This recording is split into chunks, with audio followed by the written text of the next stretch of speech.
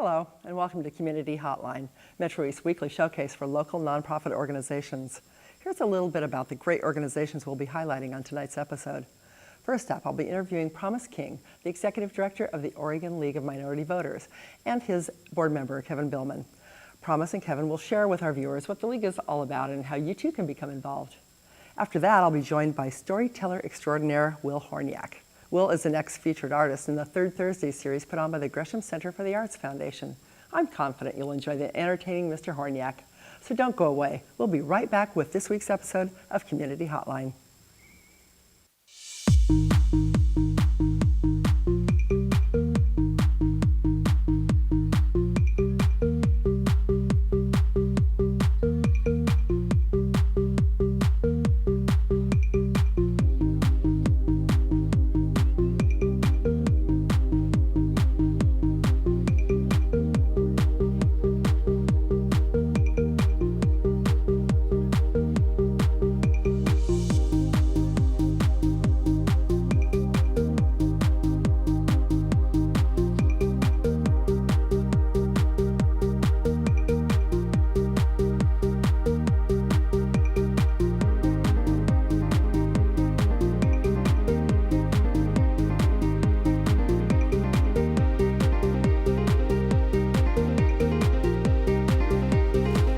Hi, welcome to Community Hotline. I'm Monica Weitzel, and we're here in Gresham at MetroEast Community Media. Glad you joined us tonight. We're going to be talking first with Promise King, who is the Executive Director with the Oregon League of Minority Voters. Thanks for being here, Promise. Thank you so much. And you brought with you Kevin Billman. You're a board member now, the newest board member for Yes. Oregon League of Minority Voters, and you are with the UFCW. Yes, I am with the United Food and Commercial Workers Union. Very good. Thank you, because I was going to leave a word out of there, I'm sure.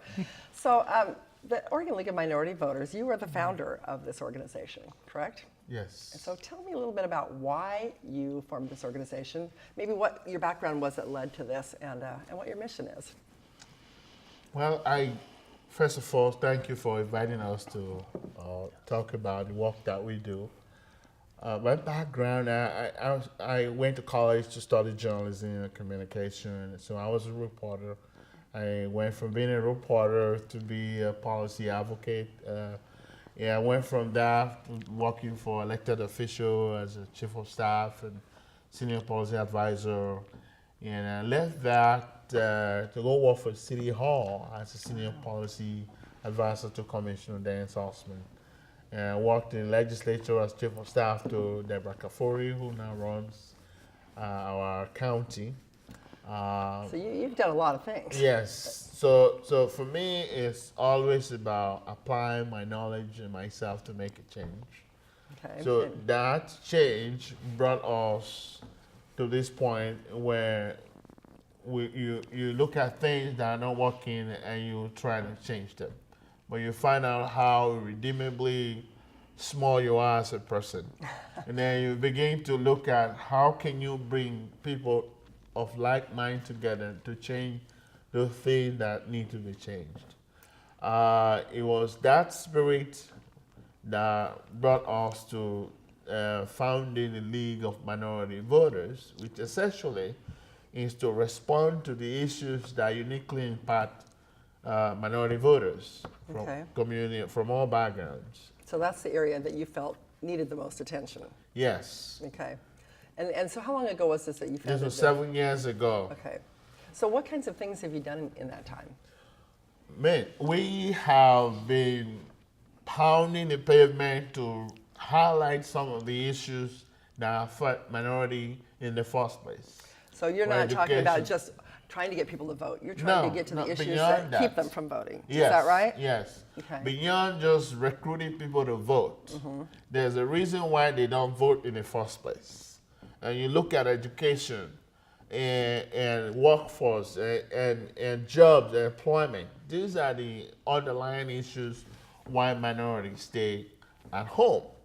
So except you mitigate these issues, you create solutions to undermine this issue, to free minorities from the shackles of these issues, you're always going to have lack of minority participation and engagement in our democratic process. So there's always people that are not going to want to be engaged, but Yes, there are people who don't want to be Yeah, they don't engaged. care, yeah. Yeah. Why? Why is it that somebody, you know that if you don't engage, somebody else will determine your destiny? Why wouldn't you want to get engaged? There are things that stop people from wanting to get engaged. There's their capacity and their ability, and sometimes indifference. Yeah. Capacity, education, when you don't know where your bill is coming from, you have no job, and you have no housing. So otherwise, those are higher priorities than Higher priority, Yeah. when you assume and douse and decimate those challenges, you are able to bring out people from their shadow. One of the reasons that as a board, we see that they need to work to cleanse those communities so that we can increase minority participation. Is actually good for Oregon. Why? If you have a democratic system that lack representation, it decimates our democratic values. When you have a system that is created for everyone, and that system is emptied of all participation from all people, it becloud our future. It put a very, very dangerous question mark on our future policy and legislation. This is a big job. Yes. This is a big job. I mean, that's a big undertaking to try to change those, those systemic problems. Things that are, jobs and feeding people and housing. I mean, those are huge things to undertake to get people to vote. I mean, it's. I understand. That's a huge, where do you start? If you're a change agent, cynicism won't get you anywhere. You have to grab onto optimism that then at least something can be done. Yeah, and I totally agree that it can be. Yeah. You can't solve the whole problem. You might start in little baby steps and then work your way up. You start from a little bit. If it's just one person whose life is changed, just one community whose life benefits from your advocacy, you've done well. Nobody is saying that we can get all minority out, close our disparities and our achievement gap. We can do that. But what we can do is to ignite the fire. To ignite the fire in the hearts of people like Kevin, yourself, so that when you see the issue that we are highlighting, that uniquely impact communities So of color. quit ignoring it and do something. Yeah. When we do something about this issue, you know what we do? We save our city. When we save our city, we save our county. When we do that, we save our state. Just strengthening our community. Yeah. When we save our state, we save our society. But we got to do something. We can't look at the bigness of those challenges, but we have to look at the bigness of our heart and our people willingness to engage. Nicely said. You mentioned Kevin. You're the newest board member. I understand, very, very new board member. What is it that brought you to the Oregon League of Minority Voters to get involved with this? It was last year, and my organization, United Food and Commercial Workers, I'm the Legislative and Community Affairs Director, and we were working through some ordinances and some legislation, and we found during some different meetings, then coalition meetings, that we met Promise, and he talked to us about the League of Minority Voters, and we found that we had a lot of commonality, and so in our commonality, then we pursued that further, and now it has progressed to the point where I've been asked to be a board member, and I've accepted that, and we are part of the League of Minority Voters. We are a supporting organization. Great. So I know no nonprofit can work alone, so you probably have a lot of partners in the community, businesses and other nonprofits. Who do you work with, and who helps you in your mission here? Well, we have a lot of partners. We can't do what we do without our partners. There's so many. You're asking me to leave out some. You don't have to name them all, but give me an example of some group or whether it be a government group or a nonprofit in the community that you work with and that can make a difference. We partner with Bank of American, West Fargo Bank, U.S. Bank. We partner with organizations like Oregon Advocacy Group. Okay. So what would you do with a bank? How would you partner with a bank? Do you talk to them about like loaning home loans or something to? No. What we do, like West Fargo, they have programs they are sponsoring on education. Okay. We provide them new facts, new research, on what works best. Oh, Yeah, and also our equity initiative. We look to them for support. They've been one of our biggest supporters. nice. So we have like union partnership for some of our innovative programs, like his union UFCW. We also work with unions, not just union corporate, like Coca-Cola just joined our board. Okay. We partner with them in identifying some of the issues that we are trying to resolve. For instance, they're coming on board now as we launch our cool Science of Wales. Science of Wales is our innovative program that we want to create as a community STEMs. Community science, tech, engineering, math. Oh, and the STEM, yeah. science. Okay, Yeah, gotcha, STEMs. gotcha, yes. And skills. Right, right. What we're trying to do with that program is to retrofit a bus and put a Wi-Fi in there, put a computers in there. In a bus? And, yeah, a bus. I love it. Retrofit it and take it to communities of color, low-income communities whose parents don't drive a car, have no access Right. to transportation, so that they can leverage that opportunity. Because one of the things we realized that in mitigating poverty, and part of the problem is job unemployment, high unemployment in those communities. And to make sure that that is at least cut in half, we need to look at issues that stop these low-income folks from participating, getting engaged in programs that lead to job and permanent job and employment. And lack of transportation, again and again, comes out as part of the problem. Yeah. To create a solution, the board agreed that we're going to create a cool Science Express, turn a bus into a roving classroom, and drive it to those neighborhoods so that it mitigates the complexity of transportation. And that's great. You solved that problem right there. Yeah. So instead of waiting for those kids, we will take the classroom to them and help them leveraging the opportunity that currently exists in computer STEM's career. Right, right. Yeah. Because that's where the jobs will That's be. where the jobs are now. Yeah. And when you have programs that can reach them, we have a lot of STEM's classes. All right. But If you can't get to it. yeah, but some of those kids don't have access to get to those classes. Yeah. I want to change that. I want to change that through this project.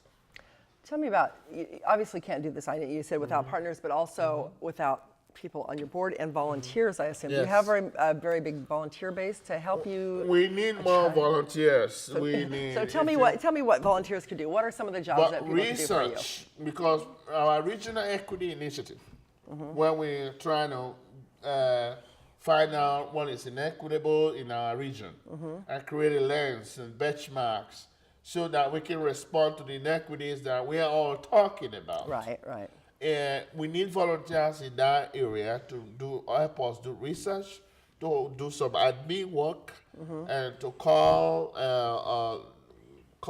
some of our partners, and also to manage some of the office priorities we have. So if somebody had maybe just say they had one Saturday a month they could give you, would you be willing to take it for we one take Saturday a anyone. month? Or if they could do it on a regular basis? We'll take any 1 minute of your time. Come, we have a lot of work for you.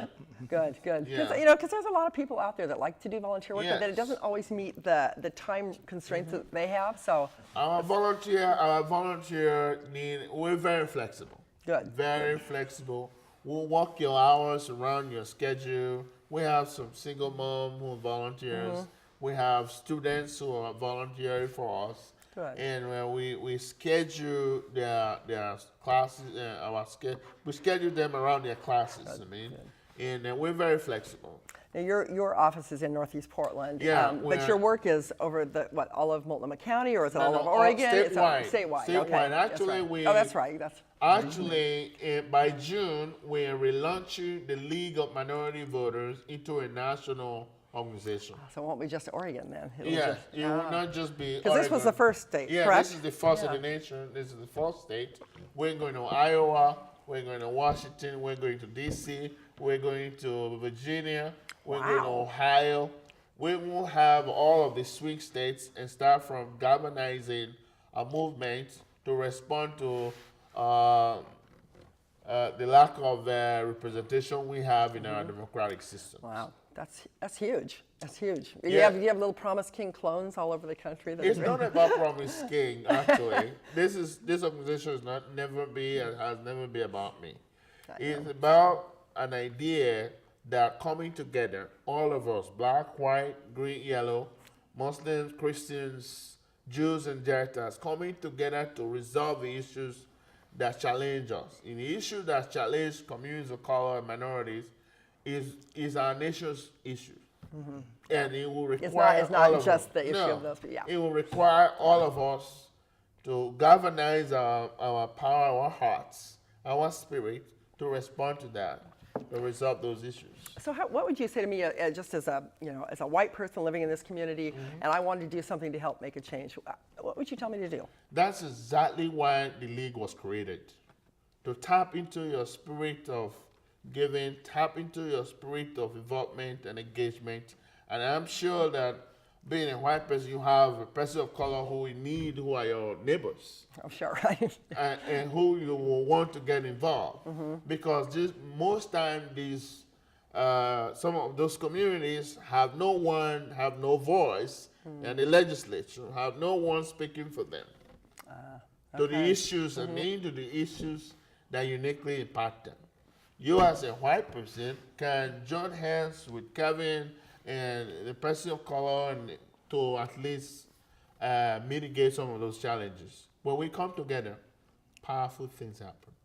Well said, well said.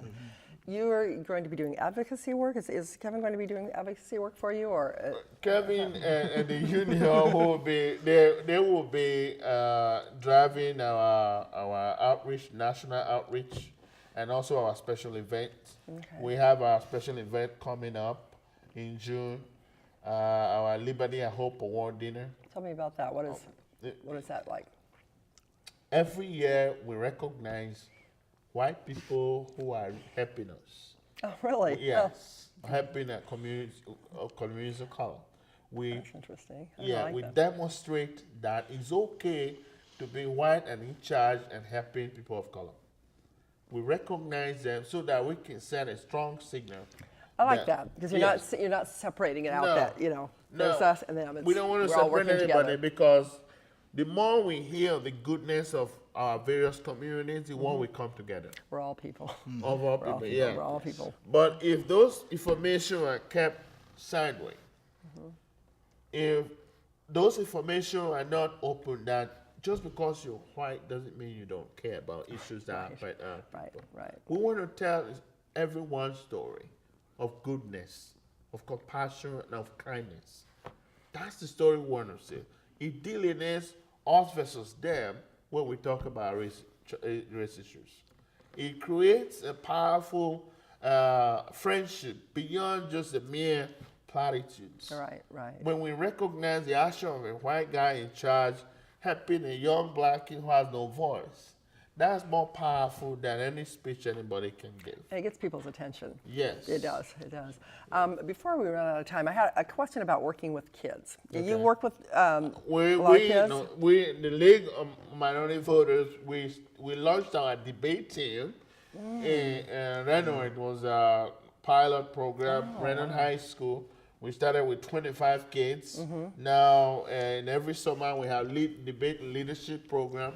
Last summer we have about 55 kids. Wow, that's impressive. So yeah, we are very, very committed to the development of our youth because we believe they represent our tomorrow.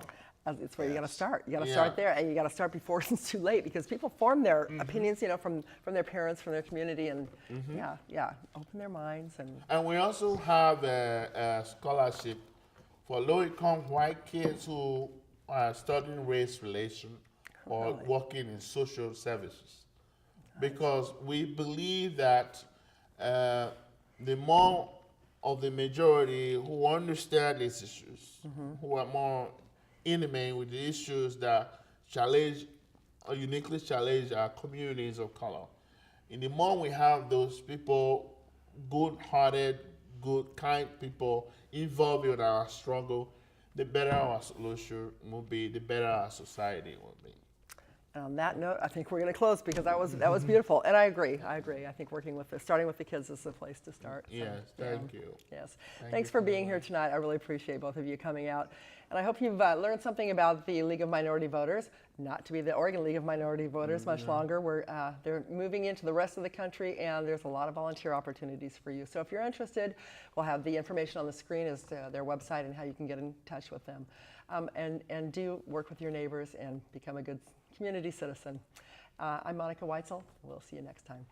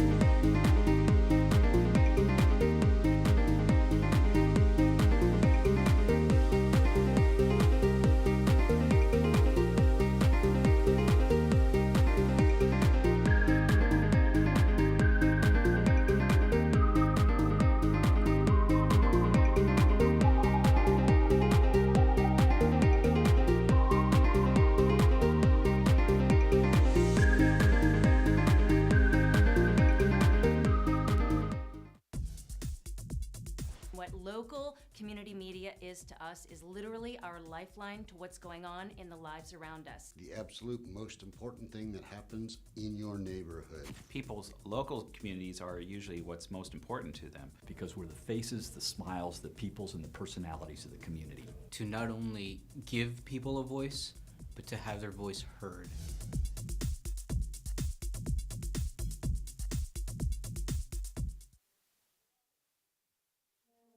Local government is a very important part of our daily lives. You might think the decisions that affect us most are made in Washington, D.C., but frequently what happens at the local level has the biggest impact. Safe and clean streets and parks, local ballot measures to ensure funding for police, these are just a few of the issues that matter most. At MetroEast, we provide gavel-to-gavel coverage of local government so you can see what's happening in your East County cities.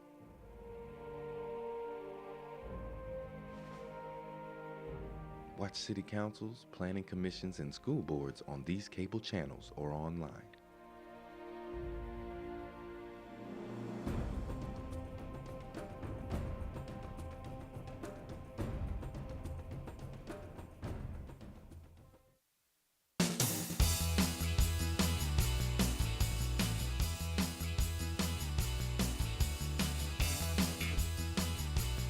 Okay, you want some tips? I got some tips for you. I'm the county health officer. I got some tips. You ready? Don't do that. Do not do that. That is not what you, bad. That is bad. This is what you want. You ready? Here's my tip. Did you notice that form? Look at that. I block the sneeze into the elbow, not the hand. The hand, bad. Hi, nice to meet you. You don't want to shake this hand. This hand is getting in the way of your health. Much better. Have a good flu season.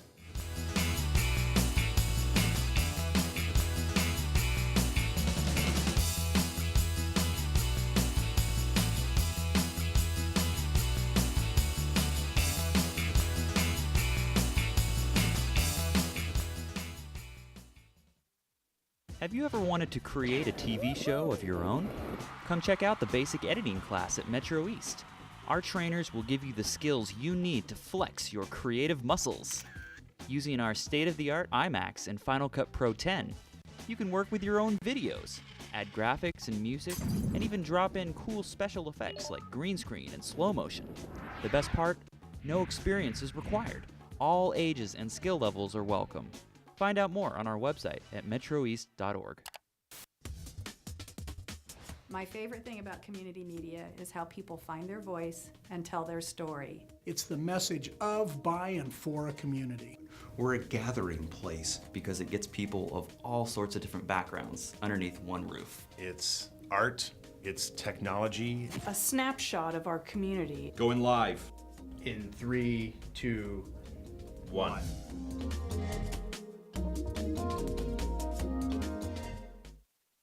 In 1977, an 8-year-old boy picked up the game of golf from his father. The odds of that same boy then making it to the US and European Pro Golf Tours, 1 in 7 million. The odds of the Big Easy winning the US Open twice, 1 in 1.2 billion. The odds of him having a child diagnosed with autism, 1 in 88. Ernie Els encourages you to learn the signs of autism.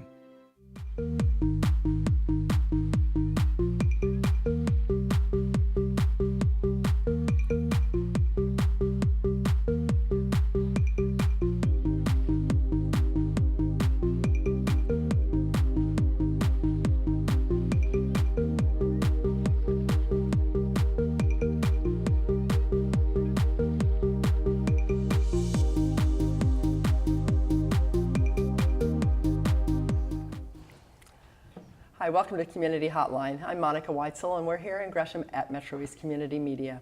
Tonight we have a treat. We're going to be talking with a storyteller who is of great renown, and is going to regale us with his stories tonight, I'm sure. We have with us Will Horniak. It's wonderful to have you here. And Cindy Passananti, you are with the Gresham Center for the Arts Foundation and the Third Thursdays Chair. Okay, and thank you for bringing Will here tonight. My pleasure. Cindy, maybe just before we talk to Will, maybe tell us just a little bit about the Third Thursdays program and what that's all about. Third Thursday is a series. We're starting up again. We took a couple of months off during the holiday season, and we have 3 more programs. We bring artists of different venues, genres, and it's on Thursday nights, the third Thursday of the month, starting in February. And we'll have one in March and one in April, where it's kind of like enjoying the artist of choice in your living room. So it's at the, that's what I was just telling you. So are you the artist of choice? He's our artist of choice this month in February. As opposed to the choice artist. There you go. There you go. And it's like having the opportunity to visit with them in the living room. We've have our location is at the Gresham Historical Society Museum, which is very cozy and charming to visit. I encourage everybody to come and just see the building. It's marvelous, and they have wonderful displays. We're there Thursday evening. This time it's February 19th. Doors open at 6:30. We have some light refreshments, a little bit of wine, a little coffee. I think that's one of the biggest appeals is the whole intimate feeling of these. It is. These events. And we encourage our artists to share their stories and to bare their souls. That's right. And then they get a chance to ask questions after he shares his skills with them. So what he didn't tell, they'll dig out. That's right. Yeah, that's the best With part, your journalistic right? background, I know you understand that, right? So tell me, well, what's going to be different about this presentation that you're going to do as opposed to other things you've done? You've done all sorts of things, haven't you? I mean, you're not just a storyteller. You teach, correct? I teach storytelling. And you've worked with all, but I was doing a little bit of research. You've talked with so many different kinds of groups, and it's kind of fascinating. Well, storytelling works in so many different communities. I mean, everybody tells stories, and one of my attractions to storytelling was how many doors it opens to different communities. That's a good point, yeah. You know, I can be telling stories with kindergartners and then do a workshop with attorneys later in the day. And I love Which that one would kind you of enjoy variety. most? Actually, I enjoy them both. You know, I did a workshop with a group of trial lawyers, and they were fascinating because they're excellent storytellers. And I didn't have to talk to them about the power or the value of storytelling. They immediately wanted to know. Yeah. They had great that's questions. what they do. You know, I bet they how do you did. set the hook? How do you bring it to a conclusion? You know, how do you do this? How do you do that? So. How fun. When people ask you questions, so when you're teaching a class, where do the best questions come from? You know, it just depends on the person. Like some of the questions might be, where do I find a story? Or some people might say, you know, I have these stories, but I don't know how to tell them, or I don't know where to start. Right, you right. know? And so that's a good question, because what I try to do is, first, I really believe that everybody is a storyteller. We have different styles, we have unique voices. So to me, it's a matter of creating an environment that encourages people just to come forth and start telling stories, to find out what their style is, what their voice is. And you know, you learn storytelling by doing storytelling. Right, So, right. So, you know. so when you were a kid, did you think, oh, when I grow up, I'm going to be a professional Exactly, storyteller? yeah. Well, I mean, what a fun thing to, you know. Yeah. I mean, is it as fun as it seems? I mean, I don't know. It just would be a creative, challenging kind of a job, I would think. No, I love what I do. I worked as a newspaper reporter, and I was telling Cindy that, or I think I was telling you out in the lobby, that one thing I liked about it was, for one, it was variety. You might be covering the courts one day, you know, a school board meeting, and then go out to a crime scene. And I like that kind of variety. Plus, you always meet interesting people, and the newsroom itself was fascinating. Yeah, yeah. You know, you were saying that with the big open layout, Oh, that, yeah. that you'd had, you know, the sports teams over there, and then Sure. the fashion over there, and I worked at the Milwaukee Journal in Milwaukee, Wisconsin. So if you wanted to find out how the Green Bay Packers were doing, if you wanted to find the inside just story, walked a few. just walk a few steps. You know? That's great. That's Yeah. great. Have you used any of the stories from reporting or from being a journalist in your storytelling? Yeah, I did a show called Freedom in Peru's Prisons. I lived for a year and a half in Peru, and a close friend of mine has been a social worker in Peru for 30 years. So I did sort of a journalistic piece on his work in the prisons. But I felt like journalism was an excellent precursor, trainer for storytelling. Yeah, I would think so. In part, it trains you to be terse. You have to be brief. You know, and I can use still a lot of words where you can say it in a you couple got of. it. I can still hear my editor Tom Lubinow saying, "Shorten the damn lead, would you?" I would have trouble with that. I definitely would. So what are you going to do for us at the Third Thursdays event? What do you have planned? The name of the evening is called Scheherazad's Children. Okay. And the elongated title is how one woman changed the course of empire by telling stories. Oh, nice. Okay. So what I do is I use that frame story of Scheherazade as sort of a window or a doorway into the idea of how stories can open up imagination, how they can inspire vision, heal, and change our thinking. And to me, it's a powerful story because even though it's a story it's a legend that happened long ago, Joseph Campbell once said a great thing about legends and fairy tales. He said, those are stories that aren't true, that speak a truth deeper than the truth can tell. Oh, I have to think about that one a little so, bit. You know, it's not true on the outside, but they reveal a truth that if we tried to tell it, you know, exactly verbatim, it wouldn't across. Carry. Yeah, yeah. And at the same time, it's a story that's a legend supposedly that happened long ago, and yet it's a current story as well. Right, it would fit all time. Exactly. Yeah. So I thought it was relevant in part because she's an educated woman from Baghdad. She's the daughter of a minister in Baghdad. The Sultan has been betrayed by his wife. And so the Sultan gets angry and beheads his wife, kills all her lovers, all her consorts, and then decides that he'll never be betrayed by another woman again. And because of that, he marries a woman every day, sleeps with her every night, and then has her beheaded at dawn. Yes, I remember this story now. I remember this story. And I always like to ask people, ever work for anybody Yeah. like this? You know? Yeah. We've all been there, you know. Wow. So it's an extreme example. However, I think that the great stories, they happen long ago, but they're happening inside us personally and in society. So it's easy, like the Sultan, to get into a place of rage or intense grief. We get confused, we get paralyzed psychologically, spiritually, emotionally, we get stuck. And that's where he was. And as a result, the kingdom suffered, you know. And so how do you get out of, how do you get out of that? Yeah. You know, so one of my ideas is that, and Scheherazade, you know, shows us at work, is that stories are it's code. Stories are code for having strategies. Stories are code for knowing lots of different characters. Stories are code for seeing lots of different problems and how people got into them and how they might be able to get out of them. So if you have lots of stories, you have a lot of perspective. You have a lot of ways that you might be able to get in and out of situations. Get your answers. Exactly, and that's what Scheherazade eventually did. was told enough stories where it opened the king's perspective. And so I think there's lots of interesting takeaways from her story. You mentioned grief and healing, and that's a kind of a healing because it's healing in an emotional pain.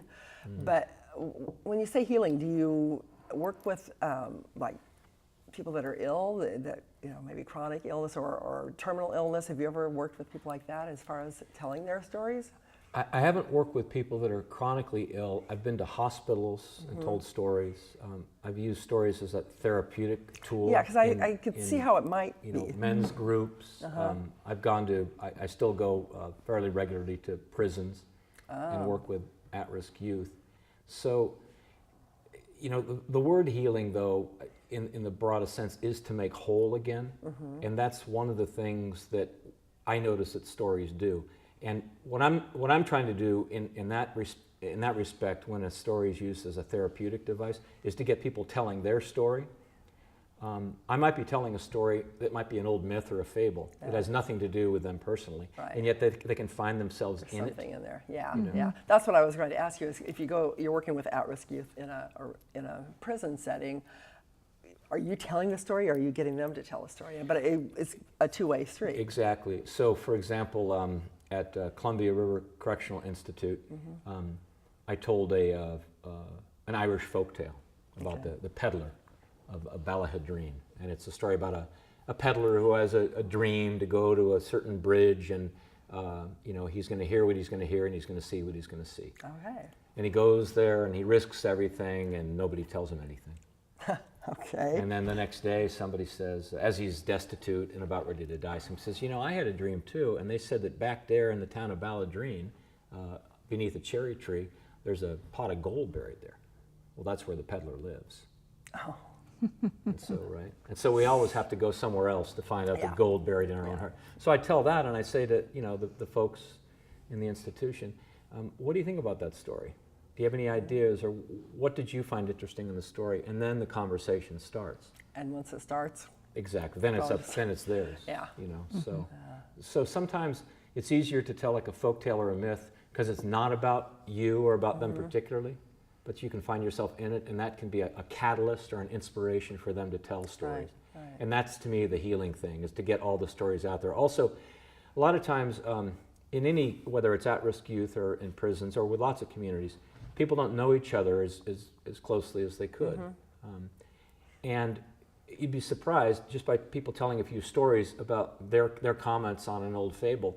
Other people in the room will get to know them better. That's interesting. So that's part of the idea, is to weave the bonds of community. I was thinking about that recently because I have a group that doesn't know each other very well, and I was thinking about what would be a good way to get people to know each other better without having to just say, "Hi, I'm Monica, and I like the color red." Exactly. It doesn't tell a whole lot about me, but that's an interesting idea. Yeah, I like that idea. Yeah, one simple exercise we do in class is I'll just have tell a story about your name, whether your first name or your last name. Oh. Maybe your name came from your grandfather, or maybe your last name was was changed at Ellis Island. Right. Maybe it means something in some language that, Exactly. It's like, ooh. All kinds of interesting stuff happens, That's a good idea. Yeah, I like that. So what's your favorite thing to do? Is it performing? Is it working, doing the back and forth and the teaching? What do you like doing the best? I love, there's several things that I really enjoy. One is that I love mythology. And so when I'm preparing for a performance, I love to do the research and the in-depth work of learning the story and writing it. You have a huge repertoire of stories. Yeah, it's pretty, I think maybe 50 or 60 stories, but there's about 25 of them that I use a lot all the time. But I love that kind of writing process and the internalizing the story, so it actually feels like it's in my bones, in my body. So it's your story. Tell it. And then performance, I love. I love to be around people and to actually get a story out there, and especially to see people respond to the story. Yeah, because most of your performances are sort of a smaller venues, or you probably have huge ones too, right? It depends. When I do Irish mythology, it's usually anywhere from 75 to 150 people. Really? But do you connect? Do you make eye contact with people? I do, yeah. I always find that I'm always kind of gazing around the room, making eye contact here, and then I always think that there's three places when you're telling the story. There's the place right here, you telling the story. then there's the audience connecting with them, and then there's the entity that we create together, which is the story. So between the teller and the audience is the tale, which we're making together. Wow. Because the audience is powering the whole thing. You know, Yeah. in storytelling, the stage is not here, it's in the imagination. Right, right. You know? So that's one thing I like about it too. It's a co-creative art form. The audience really is making the story as you're going along. Cool. You know? Do you, you talked about the mythology and folklore and that kind of thing, legends. Do you tell stories that are personal nature, that are not folklore or legend? Yeah, I do. I tell some personal stories, and oftentimes when I'm going to tell a traditional story, I'll say an incident in my life reminded me of the story because of this. Okay, so you sort of just set it up with your own personal story. Right. And then But kind of make it a little more, help to make that connection. exactly, to make it personal, Yeah, and you know, talk about my interest in the story. But what I find is that even if I'm telling a traditional story, one of the things that attracts me to it is that it feels like it's a reflection of my personal story to some extent, right? I And that's can probably find why you're myself in it. attracted to it, because it's something that you can say, yeah, I Exactly. get that, I get Yeah. that. I think it's that way with a lot of art, you know. Right. Just looking at a painting or something about it Oh, that yeah. grabs you, and you may not be able to say why, but it does. It speaks to something in you. When we were visiting out, you might tell him, I asked him how he got into this, what started you, and I loved the story you told about the gentleman you watched and how you felt about it. Yeah, I had never, I was a TV kid. You know, I was watching, you know, the Patty Duke show and McHale's Navy and all that kind of stuff. Rocky and Bullwinkle. I can still sing the Patty Duke song. Oh, yeah. I know. I can relate to all of those. Speaking of the power of stories, you can still think of, you know, I still know Leave It to Beaver's, you know, best friend. Yeah, of course. So anyway, one day in Seattle, I think I was 25 or 26, and I went to a storytelling. I'd never seen a professional storyteller before. His name was Jay O'Callahan, and he was at the Museum of Science and Industry. And there must have been 300 of us in the room, and you know, everything went dark, just him on stage with one spotlight. And he told stories for an hour and a half, but after 45 minutes there was a break, and the lights went up, and I literally went, Oh my gosh, there's all these other people here. Yeah, and also I said, where did everything go? Because I had made all these settings. Oh, wow. I had created all these characters because he had these great voices. He was good, huh? He was great, and I also went, that's so powerful, and we did it together. Yeah. You know, and also everybody, he's telling the story, but we're all making up unique pictures. Everybody's seeing it in their heads their own way. Exactly. I wonder what everybody else was doing when those lights came up. That would be kind of disconcerting, I would think, you know. It's like, wow. Yeah. Well, I just thought that was so interesting that that happens, because I do some teaching over at Mount Hood, and I was telling Will that in your teaching, most teachers will tell stories. Those are the best to teachers. help them hopefully remember the incident that makes the point. And Right. so it was really fun to share some of the things that we talked about. And Cindy, being a travel agent, she's traveled all over the world. And so, you know, when you do that, you have predicaments all the time. You probably have a few stories. Makes a few stories really interesting. So you're going yes. to get her in there and start telling her stories too? Right? Well, she was telling me a lot of stories. I learned all kinds I of stuff bet. about travel. I know where to go now and where not to go. I love it. I love it. It's very true though. Like with teachers, I know. You know, my favorite teacher in high school was one that was teaching. It was like we were teaching like 12th century literature, you know, Beowulf and stuff like that. But it's a little bit tough. You know, Yeah. but he would tell the stories about how the people lived then. You know, about what they cooked and what they wore and how they ate and just what life was like, and it made it so fascinating because it set the stage, and then you were better able to understand, you know, what the story meant.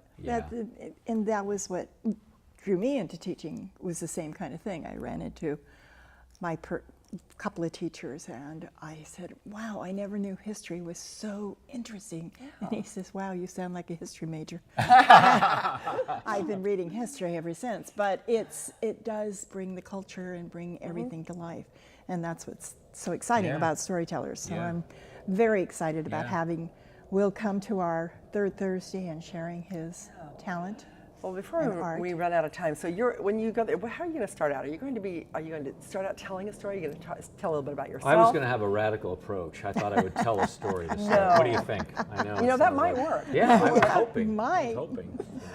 No, I don't want to talk about story. I want to tell stories and then see what people think. And then I always, you know, when I finish the evening, I'll have a couple of ideas or maybe points of departure that people might want to work with, you know, later on for conversation. Yeah, I've never really thought about storytelling as a way to you know, to get to know each other. Like, I love that idea, and I'm going to take that with me and use that. But also, it'd be a great way to like team building and you know, and just any kind of a situation where things are kind of uncomfortable. That's a kind of a great way to break the ice, I would imagine. When I do my class at Merrillhurst, it's for storytelling and professional communication. And so one of the things the students have to do is I say there's 4 stories that we need to tell within any organization, you know, nonprofit, corporate, whatever it is. And that is what's going right, what's going wrong, what are we afraid of, and what do we want to have happen for the future. This is perfect for our retreat we have coming up.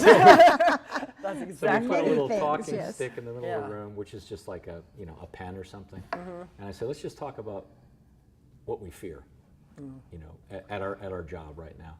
And that's often the hardest one. You know, because nobody wants to talk about that. But once they start talking about it, then it gets the a little bit floodgates. easier. Yeah, exactly. And there's a lot of good stories. Well, I'll tell you.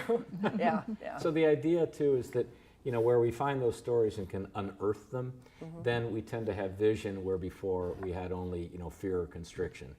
If we don't tell the stories about what's going right, we don't feel like we're getting anywhere ever. Right. You know? You have to acknowledge and celebrate those things, and then it's a little easier to move forward and conquer the ones that aren't. Exactly. Yeah. Any last words for us? What to entice us to come to this event?